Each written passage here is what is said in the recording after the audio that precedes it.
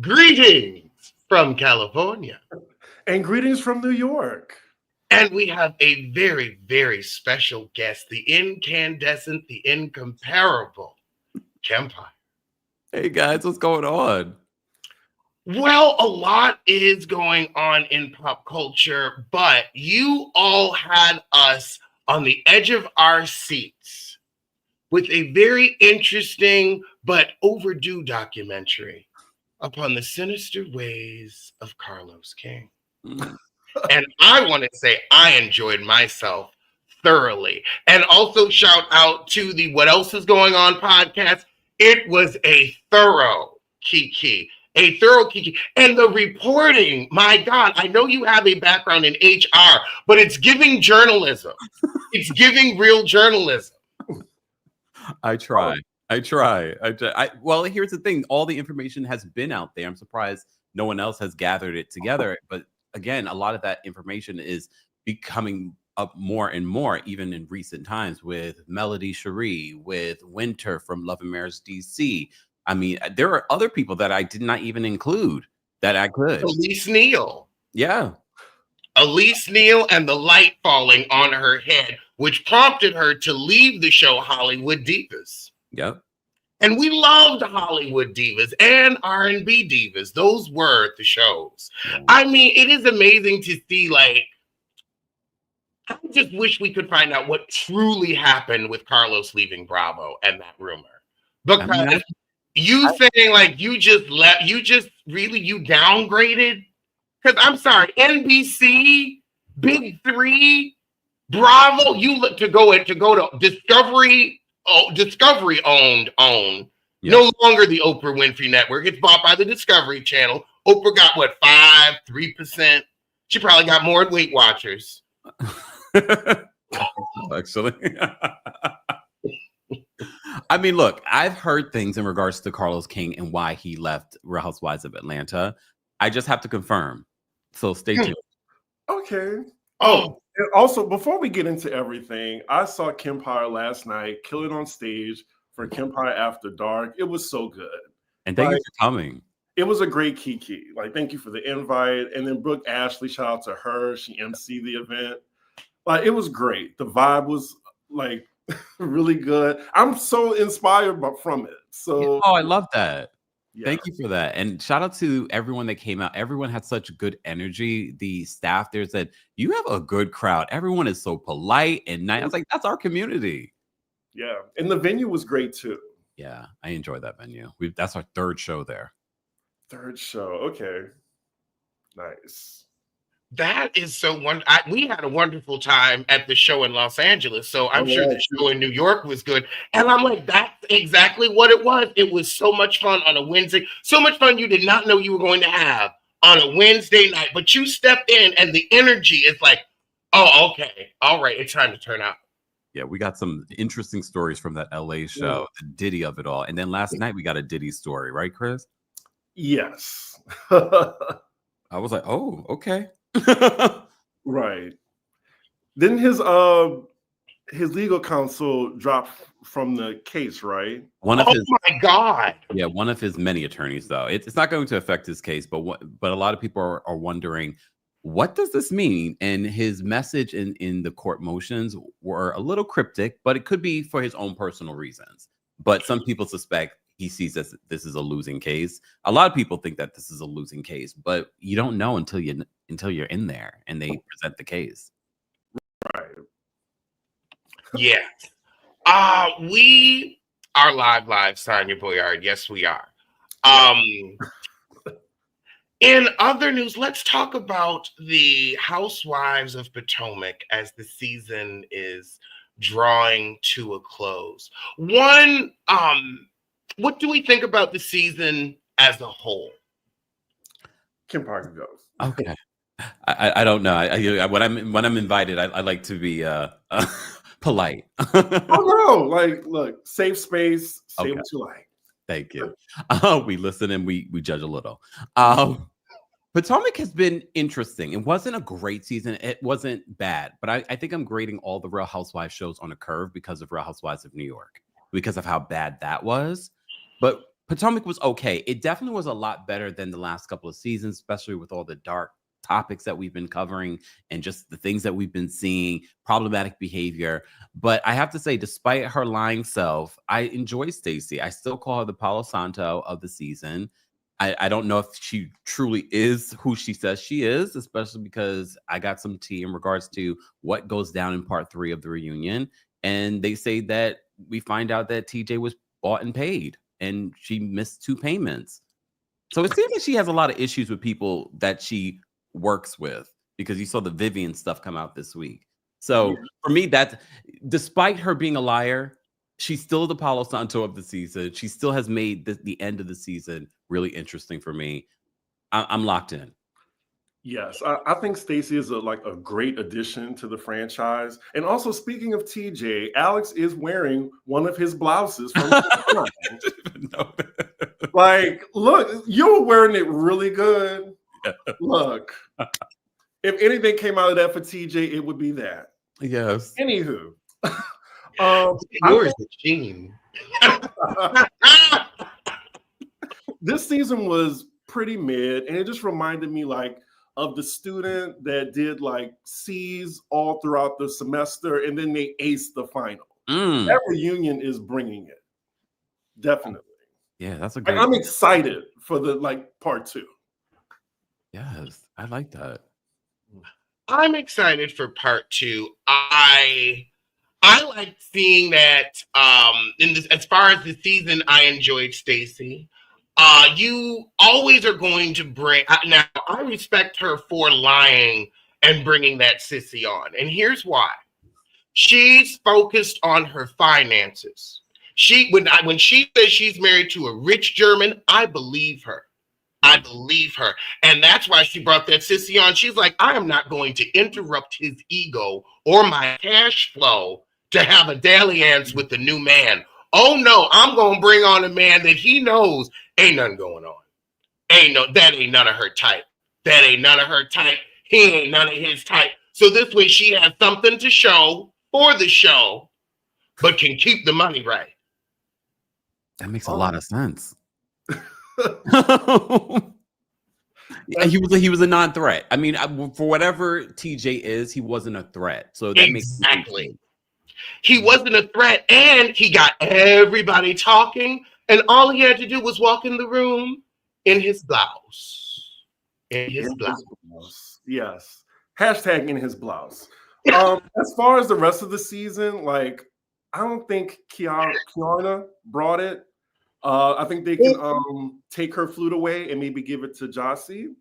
They need to take Mia's flute away as well. I'm tired of the lies. And I think she's done. Well, she ups and leaves the reunion early. I don't know if it'll be in part 2, but you saw in part 1, she was already breaking down. I don't know what's going on with Mia, but I don't know if this means that she won't be returning. Wait a second. Brooks said last night at the show that Mia and Gordon are doing an Instagram live, I guess, tomorrow. Oh, yes, they are. I forgot about that. Wow. Say what? I did not hear. Now, I hope that they learned from Robin Dixon that telling things behind a paywall does not fare well for you. I don't know who they think they're scamming, baby. You playing with Bravo now. They got lawyers. Don't try it. Yeah. But I just thought that she went backstage and just threatened to leave. She actually left? That's allegedly. The word on the street. That's the word on the street, is that she leaves the reunion early. And you may remember from the reunion trailer, you see Andy go back there and say that she's having a I forgot what he said, something spiral. A shame spiral. A shame spiral. So, and you already see that from part 1. So I can't imagine. I don't know if she makes it to part 3. I mean, my sympathies are gone. In the lies. She did it to herself. Yeah, exactly. You can't feel sorry for someone that has lied. We can feel sorry for you if something bad happened to you, but you're not up here embarrassed by your husband. You're up here embarrassed by your own infidelities, which we honestly don't even believe in. I don't think you wanted Little Lord, Short Lord. I think you wanted the storyline. I think he wanted to weigh on the Love and Hip Hop. and y'all cooked up this scheme in Todd's kitchen to bring us the bullshit. Now it's Todd's kitchen. Todd's kitchen. It's Todd's kitchen. Poor Todd. So moving on to Married to Medicine, Oh, which was also like, it was just a great Black Bravo Sunday night, in my opinion. Even though I do enjoy the mess and the drama, I do think the show is losing the plot just a little bit. Like, I don't like the orchestrated drama, especially the Quad and Dr. Greg drama, because it just goes from like a dark place. yeah. And everyone knows that. And then it's kind of overshadowing the other cast members as well. They're just there to observe. Is it overshadowing them, or are they just such a non-factor? There's nothing else going on with them. A little bit of both. A little bit of both, yes. Like Apollo being on there and his estranged wife, that just didn't make no sense to me. Well, that was always for Phaedra's storyline. Phaedra had nothing going on, and nothing with Phaedra's ever going to be real with us. Even when she comes on Real Housewives of Atlanta, she will never show us her real situation. She will never show us her real relationship. She will never be real with us. This is why I enjoyed her on Traitors, because we didn't need any of that. We just needed her to play that caricature that she is. But I already felt that she would stink up the place on Married to Medicine. She did. Now she's left that. Now she's going to stink up the place on RHOA. Wow. I mean, I have to thank Heavenly for at least making Phaedra bring something. She's like, no, you're going to do something. You ain't just going to sit here and collect a check.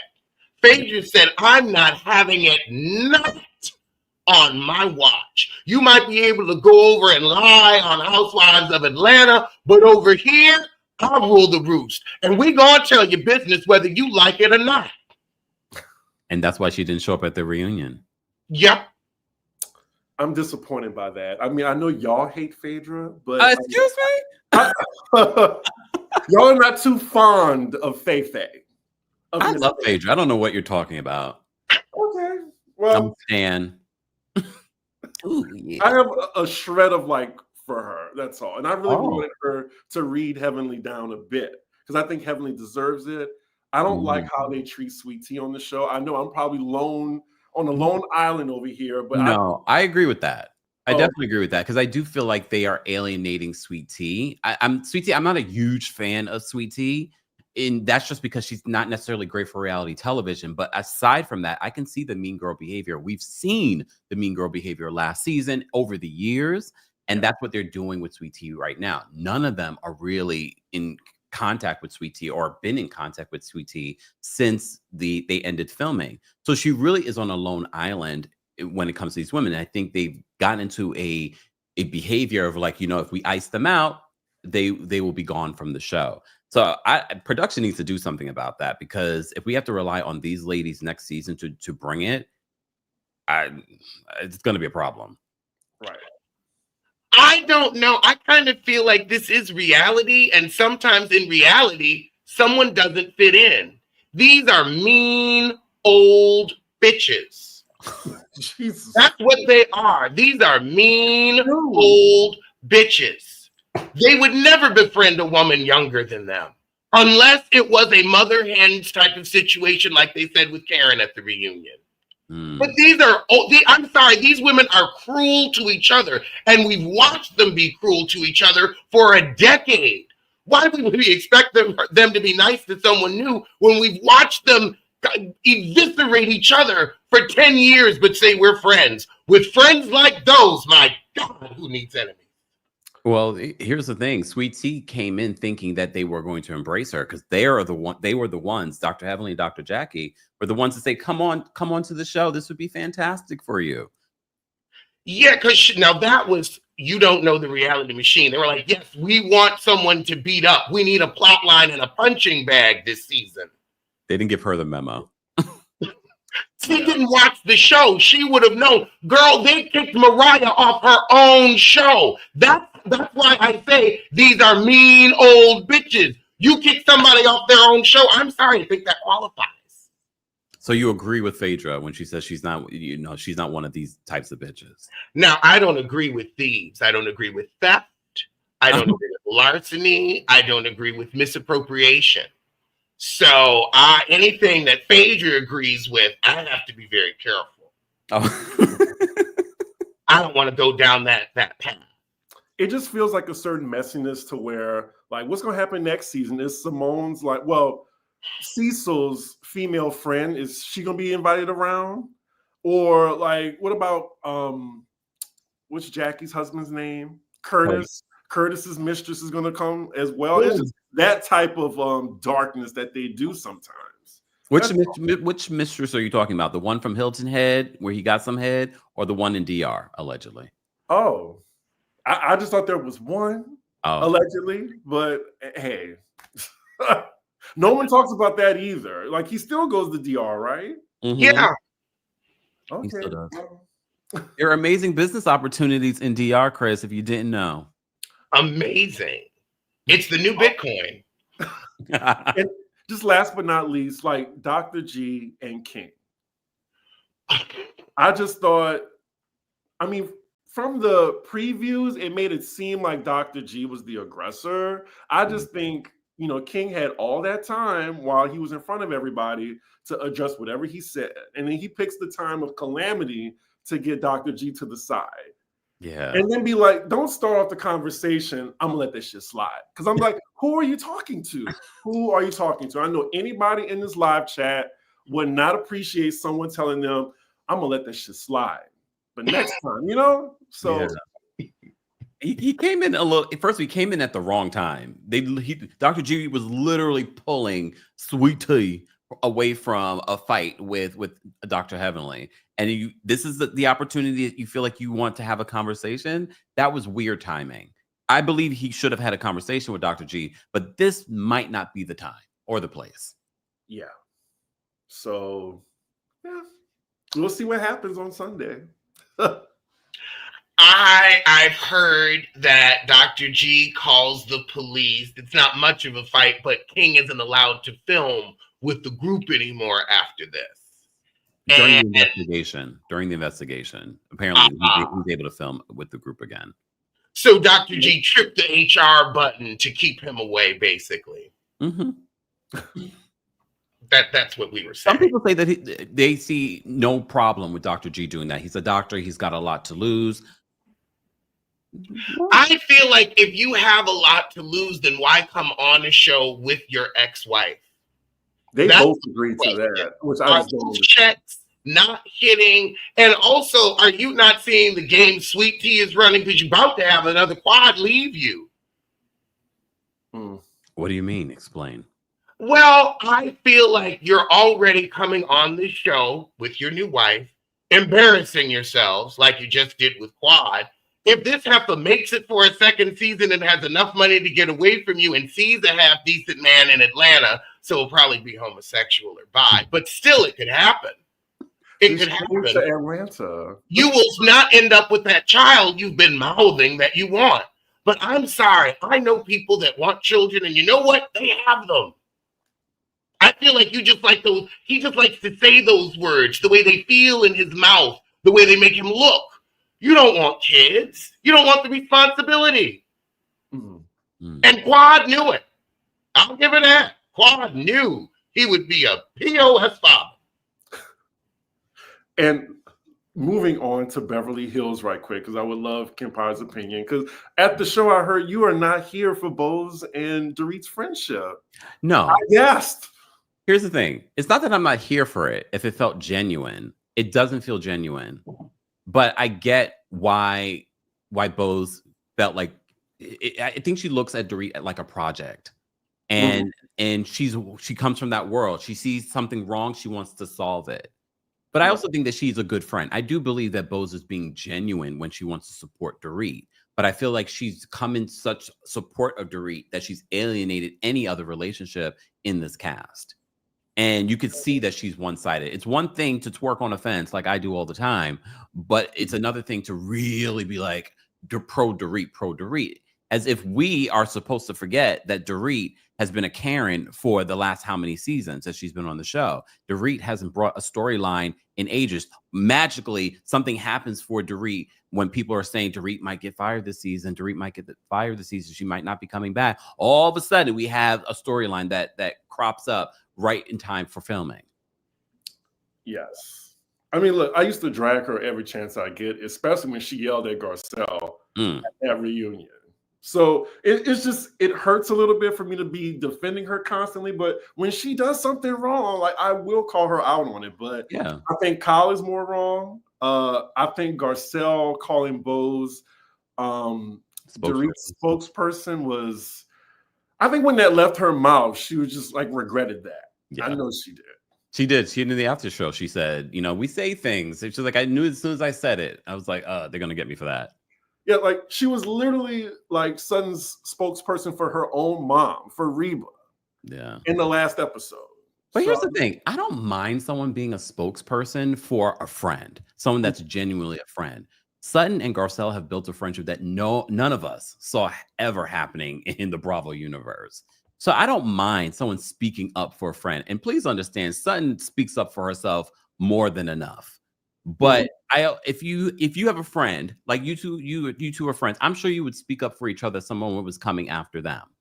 Okay. So I don't really see a problem with someone being your spokesperson if it's a genuine friendship. I find it interesting when you're coming into a group and you've known this person for a hot second, weeks, and all of a sudden you are so pro that person without knowing the entire situation in history. I think Dorit is getting such a great edit this season because so many people are just disheartened and dislike Kyle. And I hate the fact that I feel every week I'm like, am I defending Kyle right now?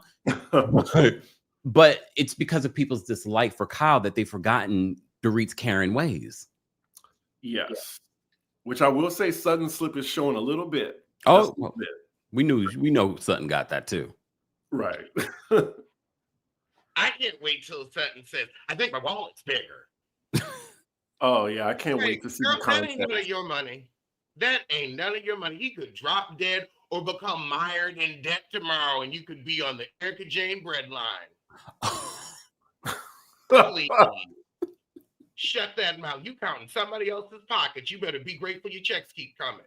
I need to know the context of that. Like every week they drop these things and I'm like, wait, let me just see the entire scene. Because why would you bring that up? Because that is obnoxious to bring up your wallet. We saw during last week's episode, she's talking about how she doesn't have a failed business. She's had a clean divorce. And I'm like, okay, Sutton. And now next week we're talking about, I think my wallet's bigger. Okay, here come Reba stepping out. I mean, if you had made that money, it would be one thing. If that was your accomplishment, but it's not. Well, in all fairness, she was a homemaker. She was with him when he had nothing. She helped him take care of the family and the kids in the house while he went out and made the money. So let's give her credit. She deserved every single penny that she got from that divorce. Yes, I see Brooke Ashley in the chat. Shout out to her. It's like Sutton earned every penny in that marriage, though. Okay. Yes. But the season as a whole, do you think it's giving? Because some people are bored, but I'm not bored. The beginning, I wasn't bored because there's something about these women. And again, this is why I always say you don't need a storyline if you're an interesting person. Yeah. There's something about this cast. It's still entertaining. Again, I think I'm grading them on a curve because of how bad Roni was. But they know how to at least keep our attention, I guess, between the fabulosity, the lies, the homes, the interpersonal issues.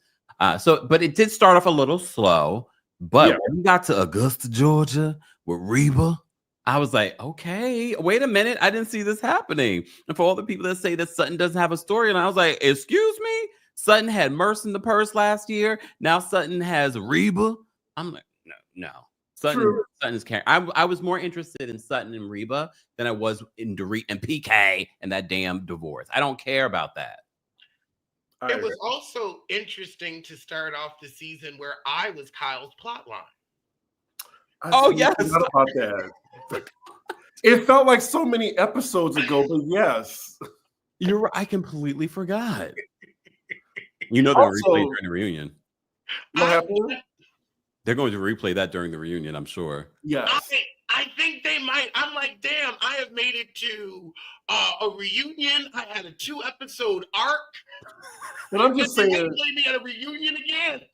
just for that, if anybody at Bravo, NBC Universal is watching, send us to BravoCon. Like, you already made this man a plot line. You can at least get him to BravoCon again.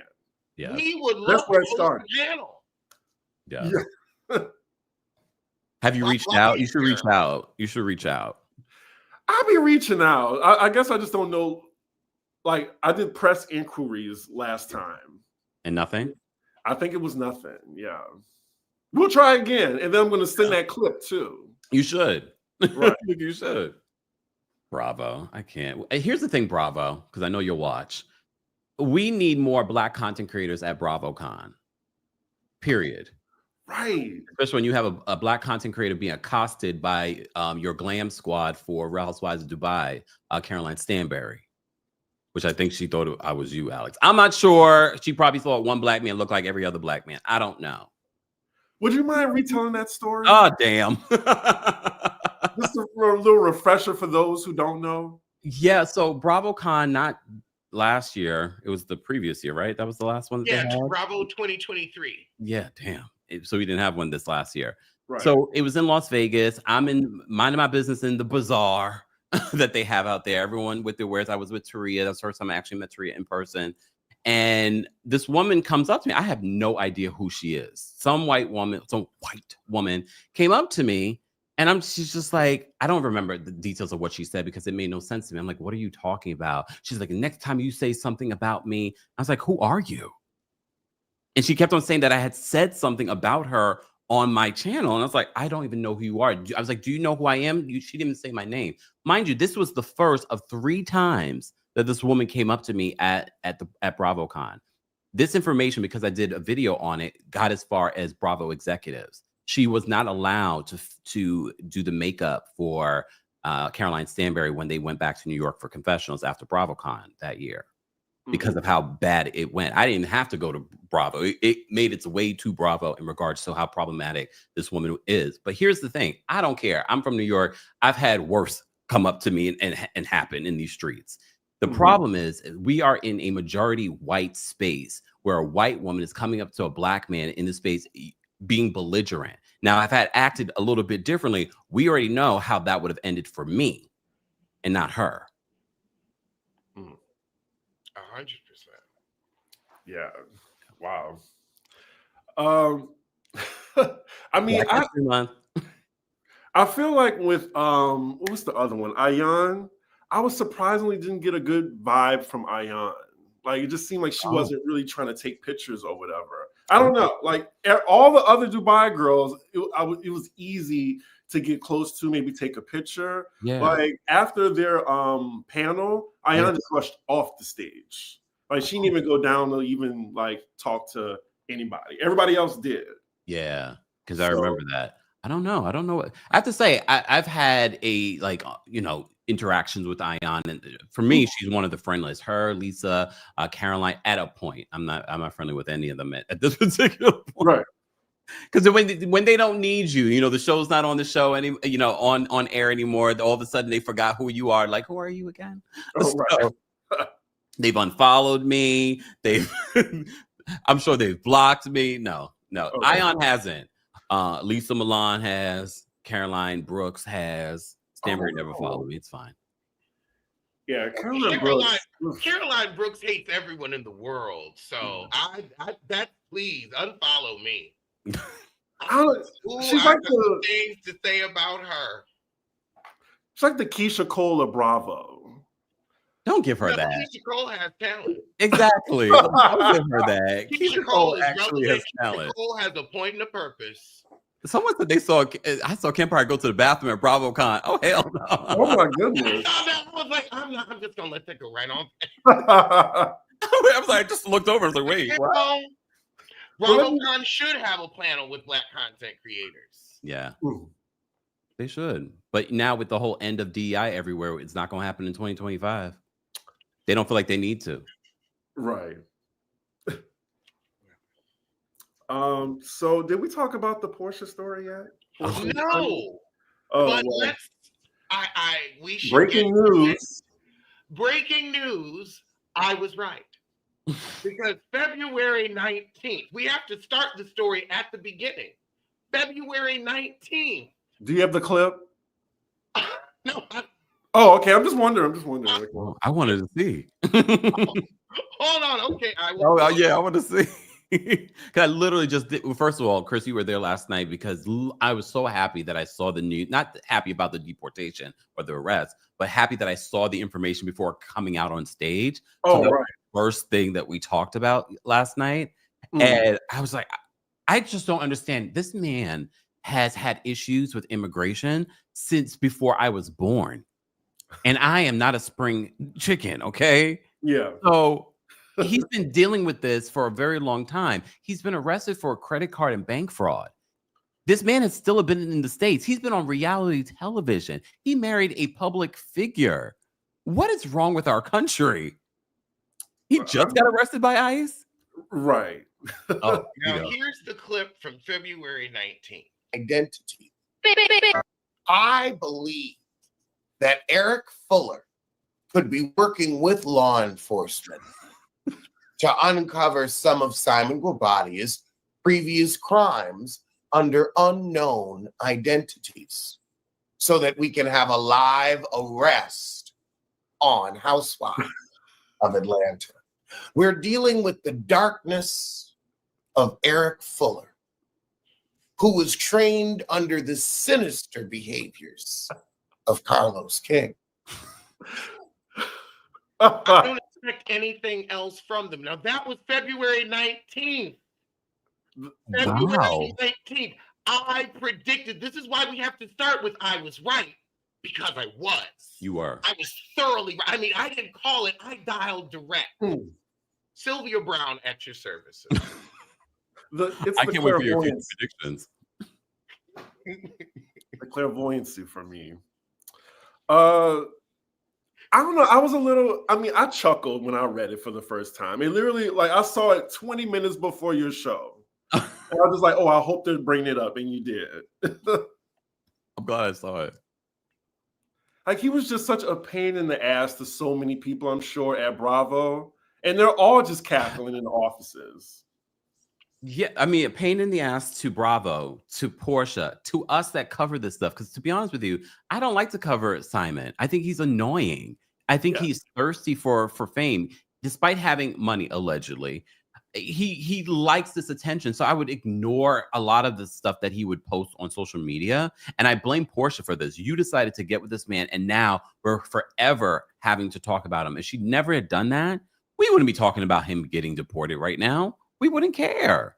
But she married the man, had 2 weddings, and decided that she was going to make that her storyline this season. So we're going to have to continue to talk about him into season 16 of Real Housewives of Atlanta.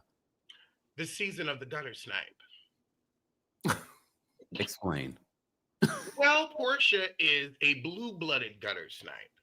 And so she's leading this season. It is the season of the gutter snipe. What is a blue-blooded gutter snipe? I have never heard such a term. A blue-blooded gutter snipe is a gutter snipe who has a position of standing in the community.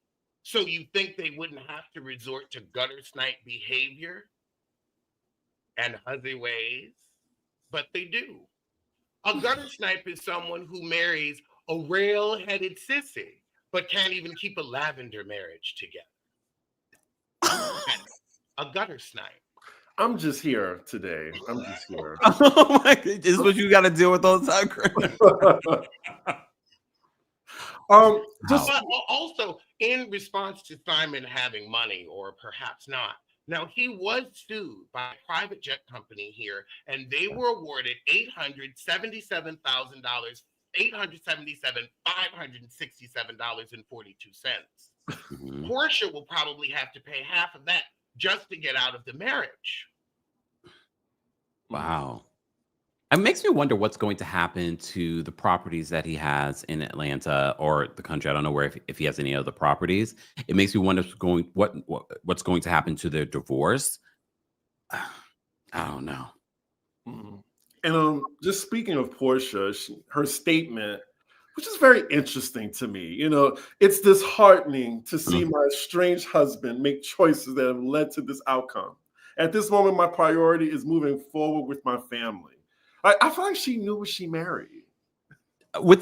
First of all, shout out to all the content creators that were covering Simon ever since it exploded on our screens. That I think it was Mother's Day. They had the barbecue or something like that, and she had her baby's father and apparently her new man. And a lot of us were like, "This was an interesting picture," because she had like her hand on his stomach.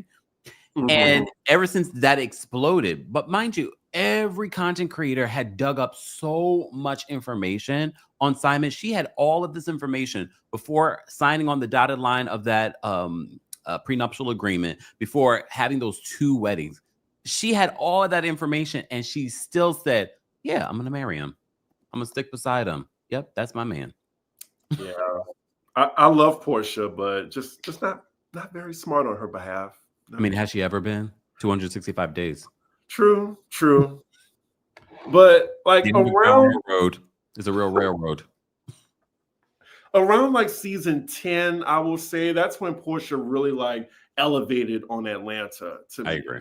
And that's when everyone just was like, "Where's Porsha?" You know, after Mimi. So I don't know. I'm looking forward to season 16 personally. Like I want to give them a chance. Now, 6 episodes in, I'll be able to make my my review of how the season is by then. It's funny because literally before the Porsha and Simon stuff, I was always saying Porsha has to be the most evolved housewife. Then she became the most devolved. Literally, as I was saying that before this whole Simon stuff, I was like, she's evolved so much.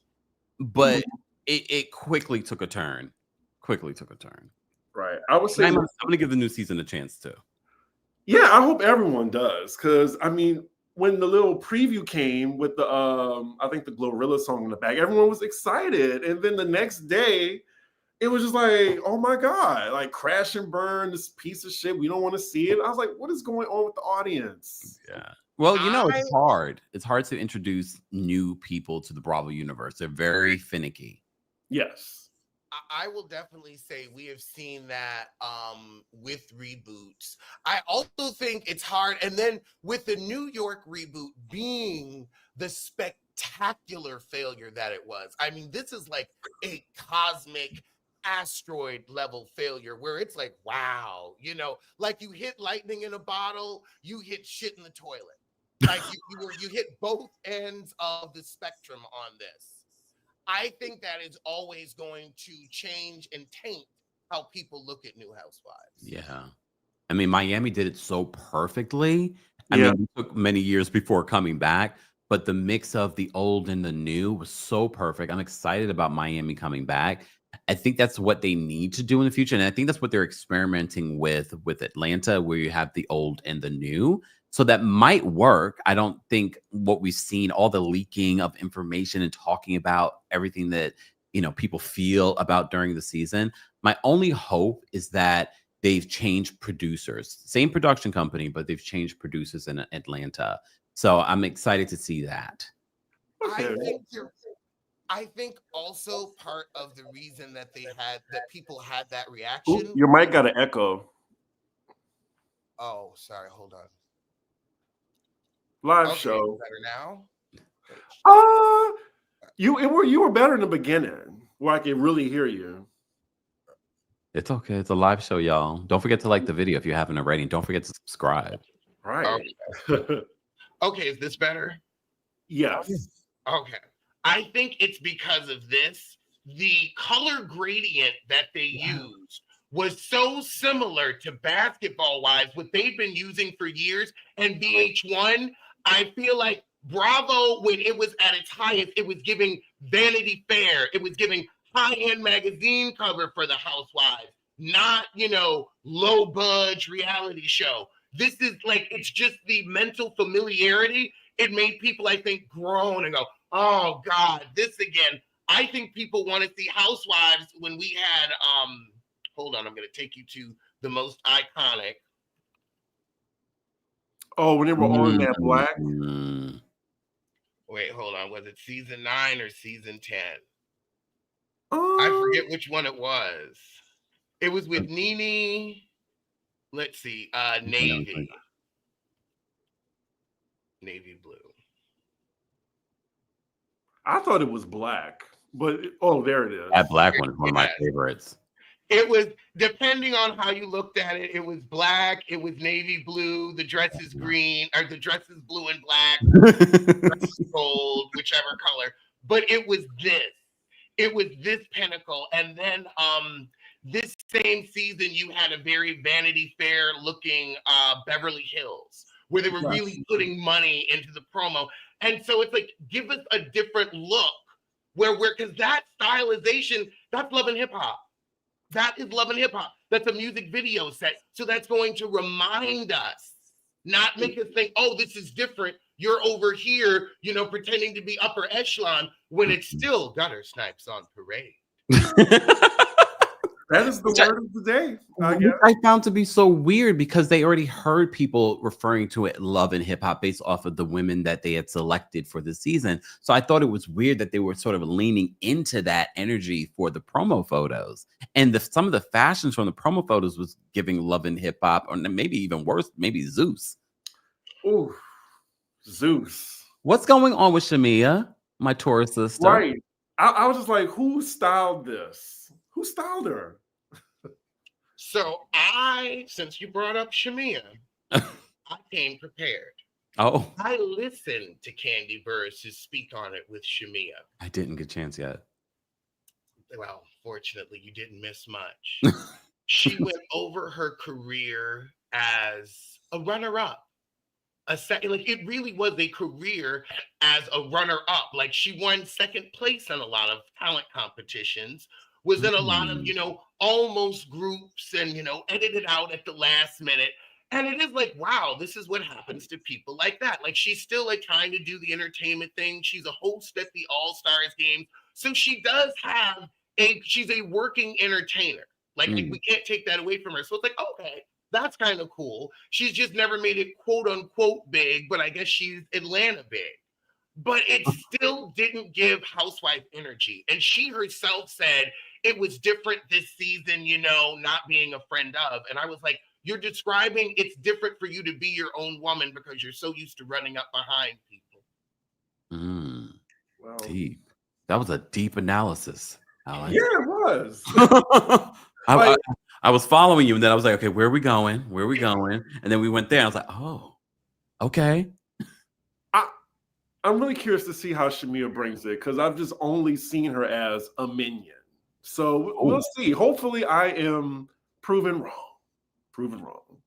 I mean, she's dressed like one. From the interview, it gave me she doesn't know how to be anything else but a minion.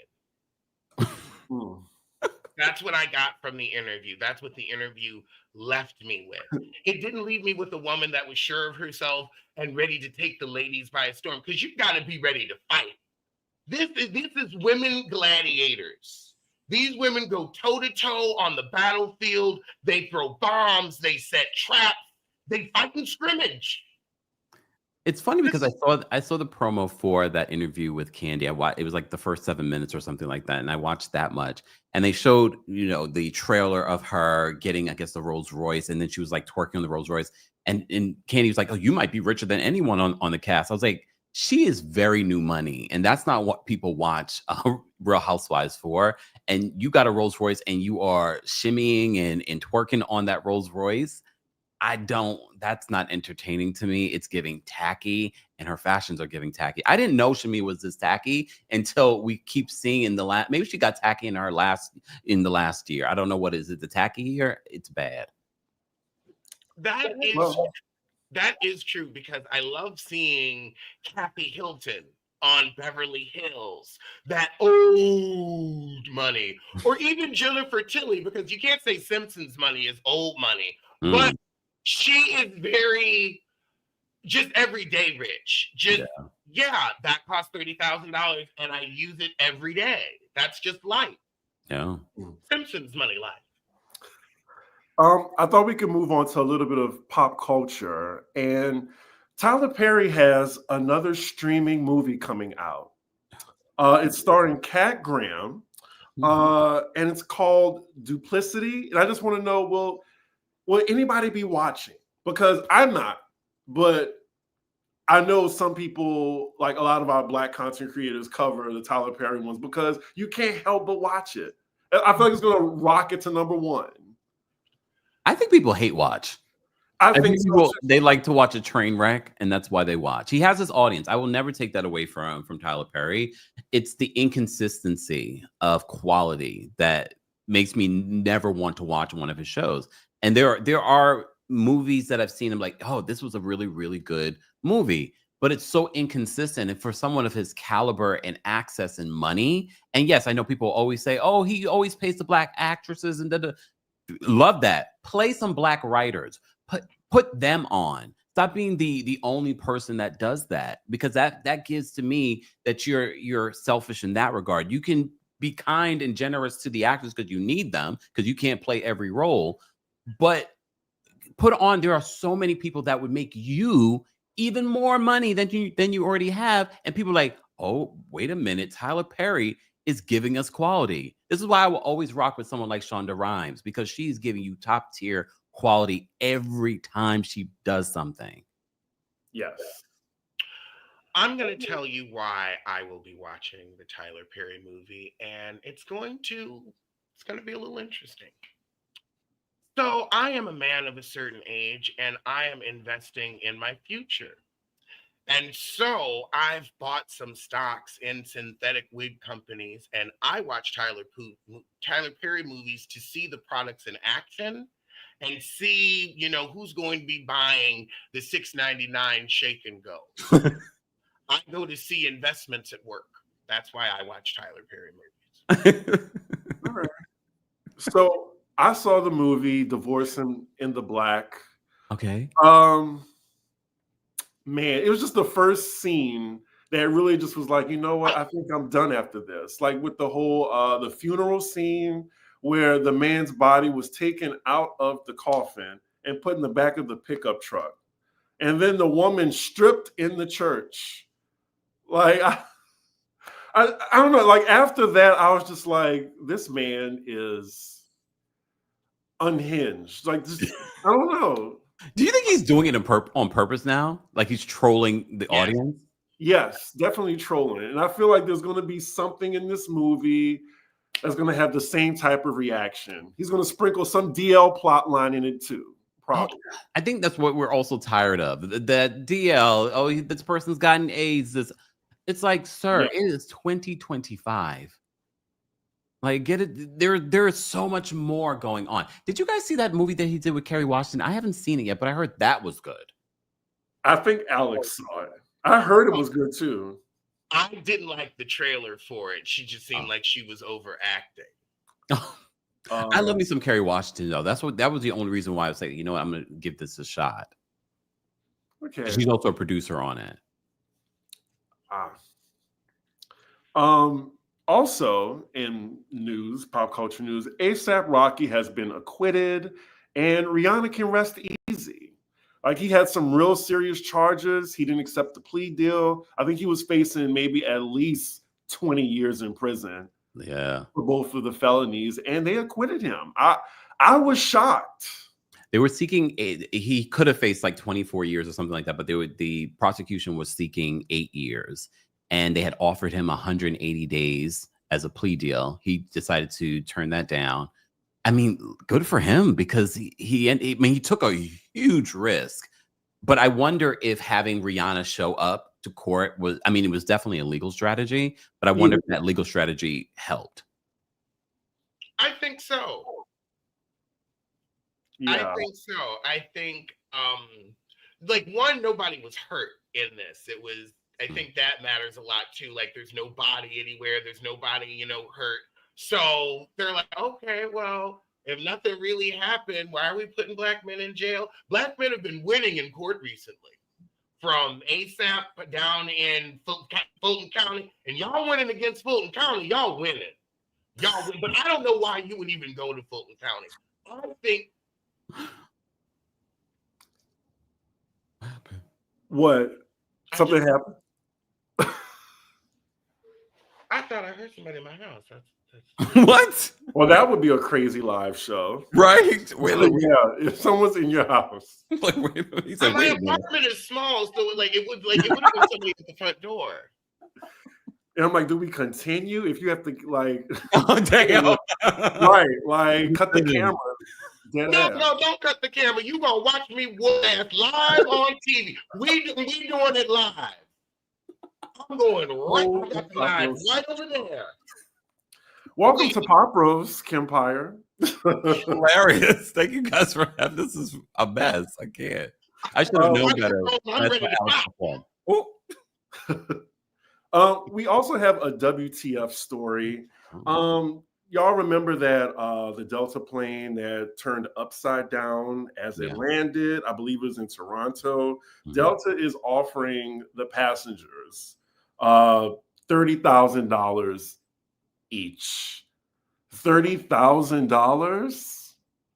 Well, 30,000? I'm taking my money. Don't judge. Don't judge, Chris. I'm taking the money, but I'm gonna renegotiate, and I'm gonna get. Can I get $30,000? And I want you to automatically upgrade me to the highest level tier on your membership for life. I need $300,000 minimum, and then lifetime miles in first class too. 30 years, I guess, like something like that. But $30,000, I'm traumatized just watching that. So imagine being on that, like never wanting to fly again. $30,000. That doesn't carry. That doesn't even cover therapy for the rest of my life. How many people were on that flight? I can't remember what they said. It wasn't a lot of people, right? Well, I believe it was 70. Okay, well, I mean that's enough, right? Ooh. I'm suing for 300. I will settle for 30 million. And I'm never flying Delta again. I will settle for 30 million. I was upside down on a topless plane. 30 million. I will never be able to wake up without that image being emblazoned in my mind. 30 million. You have ruined what is left of my life. 30 million. Right. Y'all are, those were some low prices. Those were, I see the quickness though, but I'm going to take it out in court, and I'm going to, because that's how I'm going to be a star. I'm going to make this my personality and my brand.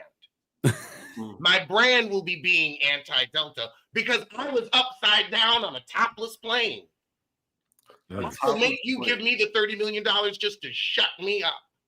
You also have to think about people's post-traumatic stress after a situation like that. Again, if you saw the video footage of it, it really was giving out of a movie. And God only knows, you could be having nightmares about that situation. Even though you're fine coming out of it, there's a lot. I would consult with my attorney first before making any sort of settlement with Delta. I agree. I don't think you'll get it 30 million though, Alex. However, again, you'll definitely probably get more than 30,000. And because I fly Delta, I need you to upgrade me for life. Mm-hmm. I don't know if I could get back on a Delta plane after we went upside down and topless. I do want to say this though, because so many people are so fearful of flying right now. We have to keep in mind, if you look at the actual numbers from January to February versus last year, the previous year, we've had a far more crashes in planes those previous years than we currently have. It's the fact that the media is covering it nonstop. So people have to keep that in mind, because I know people are now being fearful of flying. It's actually one of the safest ways to travel.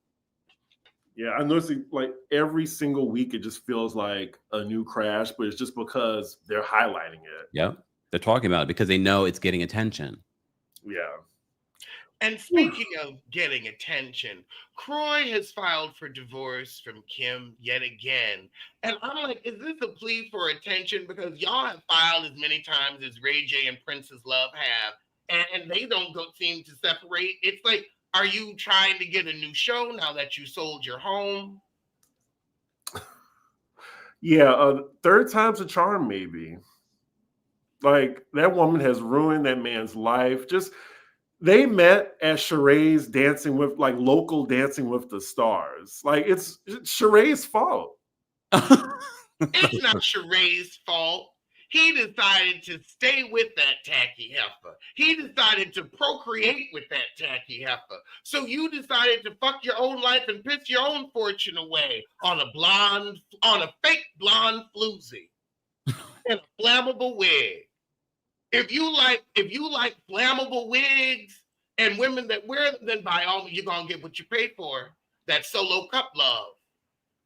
I still don't even understand how they're able to even afford a divorce, but it makes sense that he's filing yet again because now they sold the home and maybe they didn't sell it for anything that it was worth. So I can't imagine, but I just can't understand how it went from they are ride or die for each other to I hate you. I'm calling the police because you sneezed.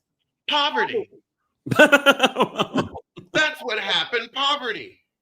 He was no longer able to provide. Her card was no longer able to slide. Therefore, they argue. She was with Big Pop like that after is in love with an ATM machine. And the second the money dried up, so did the pussy. Jesus Christ. Can I get that on a mug? Can Right? I get that on a mug? I need that. Well, our last story, Rihanna literally just covered Bazaar like this morning. And I was just looking at the headline. It says Rihanna on what comes next. It's not going to be anything that anybody expects. Like music. Pretty much. I don't know. I'm not expecting music. Me either. I'm Maybe expecting acting. No. Yeah, she is going to be in the Smurfs movie. What we wanted. We said what we weren't expecting. Oh. I'm not expecting acting. Oh, okay. She's going They to be in the love to give Smurfs us something movie. we don't want. I'm just tired of these celebrities just trying to sell us so much shit. Like, just give us music, please. Have you guys seen the Beehive dragging Beyonce in her own comments? Because every other day she's selling them something new, and the Cowboy Carter tour. I almost went an episode without talking about Beyonce. Almost. So it's not my fault. It's not my fault, y'all. Kempire brought it up, so I would love to talk about it. You know what? I got my ticket to Cowboy Carter tour, and that's it. Like, my arm is like collateral right now. So yeah, I can't afford anything else from Beyonce this year. So she better not. Like, I already tried Sir Davis, and listen, I'm not biased. Sir Davis was just y'all. Really? It was just to what I've tasted before. Well, I did have it neat, and it just had like a weird finish to it. Oh. But yeah, so just to let people know that I am not super biased, I probably would have been disappointed if I bought like an entire bottle of Sir Davis. So, maybe it's good in a cocktail, but by itself, I was just like, ooh, this ain't for me. This ain't for me. Have you guys tried Sacred? Well, you know we haven't, Alex. I have not tried Sacred. I've heard from other people, and they love it. Okay. I won't be getting her Levi's jeans. I'm not even sure if it's for men as well. But I won't be. What about the perfumes or the parfum? No, I'm not getting Beyonce's perfume. I'm not really like a celebrity fragrance type of person. I just stick to what I like and what I know. Yeah. The folks are really passionate about it. I like a good fragrance, so I will see what hers smells like since it's high end. I have high hopes. You should do a review for it. Like, buy her her perfume. And I'm not gonna buy it. I'll smell it at the department. If it's good enough at the department, if I like it, I'll buy it. Like, if I like it, I would purchase it. That's a good point. But yeah, but I would say, but I'll because I was trying to find the Grand Dame's perfume. So I'll swing by Bloomingdale's and see what they have.